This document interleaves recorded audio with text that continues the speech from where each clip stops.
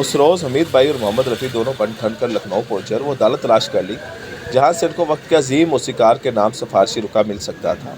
ये तो इनकी किस्मत अच्छी थी कि इन्हें निशाद अली तक ठोस रसाई का नुस्खा मिल गया, और ये तरीका था इनकी वालद की वसादत से इन तक पहुँचा था। ये भी कार्य दुश्वार था क्योंकि ये बात सभी जानते थे कि निशान अहमद के वालिद इनसे ना सिर्फ नाराज़ थे बल्कि उन्होंने अपने बेटे के मौसीकी के जुनून को ख़त्म करने में कोई कसर नहीं छोड़ी थी। ये इनकी इज्जत और गैरत पर धब्बा था कि वाहद अली का बेटा निशाद अली मौसीकी से जुड़कर इनकी बदनामी का बायस बनता। हमीद भाई और मोहम्मद रफ़ी ने मुश्किल काम करने का फ़ैसला इंतहाई अक्लमंदी से किया था। इन्हें इल्म हो चुका था कि निशाद एक नौजवान को ज़माइशी तौर पर आसानी से चांस नहीं देंगे, और इस तरह इनकी मिन्नतें समाजते करते हुए काफ़ी वक्त बीत जाता, और ये वक्त ही तो उनके पास नहीं था। इन्हें एक साजदार ने राजदारी से बताया था कि निशाद अली किसी की सुनेंगे तो उनके वालिद ही हो सकते हैं, क्योंकि उन्होंने अब तक बेटे को एक बार भी नहीं बुलाया, ना सिफारिश की है। इसलिए अगर उनके वालिद सिफारिश करते तो फिर निशाद अली के लिए टालना मुश्किल होगा। निशाद अली के वालिद अदालत में मुंशी थे, गुर्बत और फ्लास में पूरे कुंबे का खर्चा और अपनी तनख्वाह से पूरा करते थे। बेटे की कमाई का 1 टका भी लेना गुनाह समझते थे। इस वक्त पुलों से काफ़ी पानी बह चुका था जब हमीद भाई और मोहम्मद रफ़ी वाहद अली के पास अपनी दरख्वास्त लेकर पहुँचे। निशाद के नाम का तोती बो रहा था। इनके दिल में भी बेटे के गीतों से मोहब्बत की फूंकने फूटने लगी थी। दिल सोच दुने सुनकर वो थम से जाते। अहबाब जब भी निशाद जी की कोई नई धुन गीत सुनते तो उन्हें सुनाने की कोशिश करते, लेकिन लाख इनकार के बावजूद वो दिल ही दिल में बैठ के उसी की सुन लेते और सराहते थे। इस वक्त अदालत से छुट्टी हो चुकी थी। वाहद अली घर के लिए निकल रहे थे कि दोनों उनके पास पहुँचे, अदाब किया। दोनों नौजवानों को देखकर बोले, जी क्या काम है? अदालत तो अब बंद हो चुकी है। वो समझे कोई साहिल है और अदालती काम के सिलसिले में कुछ पूछना चाहते हैं। हमीद भाई ने बड़े अदब से इन्हें अपनी गर्ज बताई। अगर आप सिर्फ 2 लफ्ज़ लिख देंगे तो हम परदेसियों की मुराद पूरी हो जाएगी। आप मेरे भाई को सुन सकते हैं कि अल्लाह ने उसको कितना ज़्यादा सुरीला बनाया है। वाहद अली ने मोहम्मद रफ़ी के चेहरे को बगौर देखा। क्या गा लेते हो? जी अल्लाह की अता से। मोहम्मद रफ़ी ने उंगली आसमान की तरफ उठाकर ऐसे आसी से कहा कि वाहद अली के दिल में इस अजनबी के लिए हमदर्दी पैदा हुई और कहा, आइए चाय नोश करते हैं और कुछ सुना भी दें। ऐसा ना हो कि आपका निशाद कहे कि वालिद ने ज़िंदगी में किसी की सिफारिश भी की तो कैसे लड़के की कर दी जिसे वो जानते भी नहीं।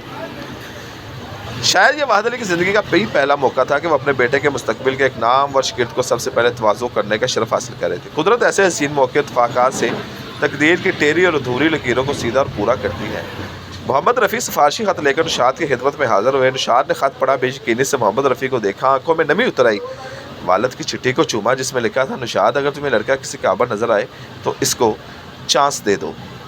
निशाद जी इन दिनों को जब याद करते हैं तो कहा करते थे, वालिद ने अपने बेटे के फ़न को कभी नहीं सराहा, ना उसकी मंजिल के पत्थरों को साफ़ किया, लेकिन मोहम्मद रफ़ी जैसा हीरा खुद मेरे पास भेजा। मोहम्मद रफ़ी जब मेरे पास आए तो मैं इन दोनों एक फ़िल्म 1944 पहले आपका तराना कंपोज कर रहा था, जिसमें पहली बार कोर्स में तराना गाया जाना था और 7 कोर्स में गाने वालों को फौजियों की तरह मार्च करते हुए भी फिल्म में दिखाना था। हमने मोहम्मद रफ़ी को सुना तो अंदाज़ा हो गया लड़का परफेक्ट है, बस इसे कोर्स में शामिल किया। कोर्स तराना था, हिंदुस्तान के हम हैं, हिंदुस्तान हमारा।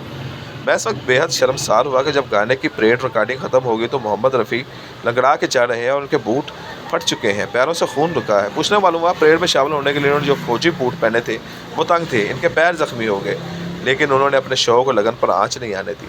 हमने इन्हें 10 रुपये उजरत दिए तो वो पैसे उन्होंने मुझे अदब से लुटा दिए, कहा इन पर मेरा नहीं आपका हक़ है। इस ज़माने में 10 रुपये भी कम नहीं थे, लेकिन मोहम्मद रफ़ी के चेहरे पर ऐसा नूर, तकद्दुस और शराफत थी कि मैं बता नहीं सकता। वो तो खुदा के बनाए ख़ास बंदे थे, काम से बेहद मुखलिस, पैसे से कोई गर्ज नहीं। उन्होंने हर नए मौसीकार के साथ ताउन किया और कभी ऐसे मौसीकार से पैसे नहीं लेते थे। किसी नए प्रोड्यूसर या डायरेक्टर जिसके बारे में समझते कि ये पहली फिल्म इसके कैरियर के लिए इंतहाई अहम है, माली वसाइल भी इसके कम है, तो मोहम्मद रफ़ी सिर्फ अपने गानों से नहीं अपने जेब से भी मदद करते थे। मदद भी इस तरह कि दूसरे हाथ को पता न चलता। ऐसा महान आदमी फिर कहाँ मौसीकी में पैदा होगा। निशाद और मोहम्मद रफ़ी की जोड़ी बनते बनते अगरचे 1 आधा साल लगा, लेकिन निशाद ने देखा कि मोहम्मद रफ़ी में इंसानियत कूट कूट कर बड़ी हुई है। वो जब गाते हैं तो लगता है आसमान से कोई ज़मीन पर उतर रहा है और इनके गले और सीनों में सुरों की रोशनियाँ फैलाई जाता है, क्योंकि गाते हुए उनके चेहरे पर मासूमियत उभर आती थी। मोहम्मद रफ़ी के गानों में ऐसी दीवानगी थी जिसने दिलों को अपनी मुट्ठियों में कैद कर रखा था और बहुत सौ का वो क़ीदा और मज़हब बन गए। हिंदुस्तान भर में इनके दीवानों का हजूम लगा रहता था। कई ऐसे घराने थे कि जिनके घरों में मोहम्मद रफ़ी की आवाज़ सुनकर ही सवेरा हुआ करता था। रात को उसी आवाज़ से लोरी सुनकर सोते थे। अहमदाबाद में भी एक ऐसा हिंदू घराना मौजूद है जिसने मोहम्मद रफ़ी को भगवान बनाकर इनके बाकायदा पूजा शुरू कर रखी है। मोहम्मद रफ़ी ज़िंदा होते तो यकीनन ऐसे मुश्किलाना काम न करने देते। वो आशिक़ रसूल सल्लल्लाहु अलैहि वसल्लम थे, जैसे कि इनके भाई सिद्दीक़ रफ़ी भी ये बता चुके हैं कि वो अपने मज़हब पर कोई समझौता नहीं करते थे। इनमें दीनी इस्तकामत भी थी और दरवेशाना तरीका भी था। इन्होंने हज भी किए और कई बार उम्रे की सादत भी हासिल की। दरअसल अहमदाबाद के सिंधु घराने की अमेश पगेजा को बचपन में ही मोहम्मद रफ़ी से दीवानगी की हद तक प्यार और क़िदरत थी। इसके घर में सब लोग मोहम्मद रफ़ी के दीवाने थे और रोज़ाना मोहम्मद रफ़ी के गाने सुना करते थे।